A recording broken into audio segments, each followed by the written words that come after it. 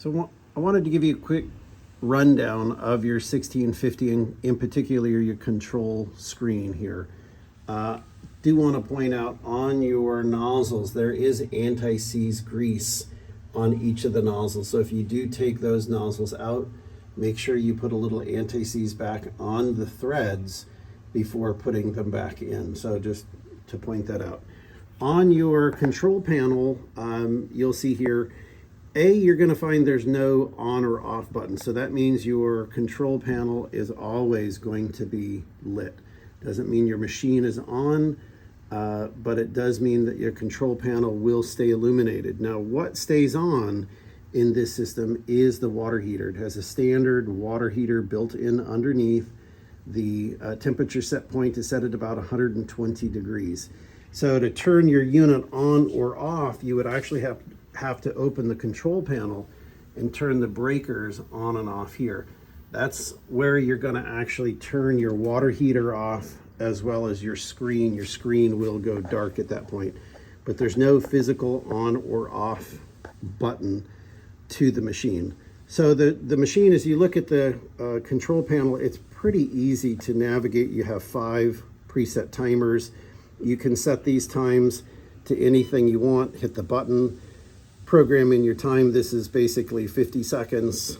So you'll go 2.0 and that will lower that time to, what is that going to be, about 30 seconds or so. You'll go back and hit enter if you want to go back to change something, or you're going to come back, hit the X, and that'll take you back to the home screen. So to change a program time, all you're doing is just pushing that 1, 2, 3, or 4, and that's going to take you to that time. Now, 0.6, 60 seconds, that's where we're at. Now, you'll also see a couple of lights illuminating as components turn on. The drum, the valve, which is the water valve opening and closing the water, the pump. And then you have this manual button, just to kind of show you what that is.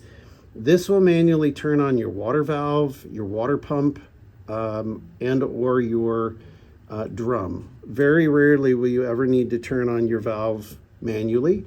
If you do turn on your pump and water's not going through it, you will run the risk of burning that pump or seizing that pump. So these two really should never need to be in operation manually. Now, if we wanted to turn on the drum, we'll simply turn that on. It'll indicate green and it'll show that it is running and the drum is spinning. So I do want to at least show you what that what the manual screen on that would be. Go back to the home screen. I'm going to shut this lid, and in this case I'll basically start a program. So to start a wash cycle, we have a cycle start, a pause, and e-stop. If our e-stop is in, it will indicate that we have an e-stop trip, so nothing will happen at that point. To undo your e-stop, you're going to pull the button back out. At this point, we will start our cycle. We'll see that our drum is running, our valve and our pump open or turn on together. There's about a 1 to 2 second delay for that to pop up. If we wanted to stop our cycle midway, we would simply just hit pause.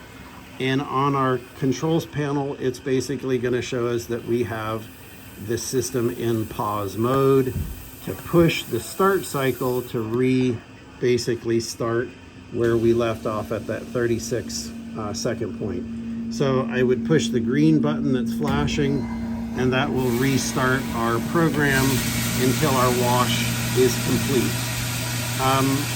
We have our thermostat set point here and where the water actually is in temperature. So I'm going to put this back on pause. It's a pretty simple panel to actually see what's going on and what's open and what's on. All right, thank you.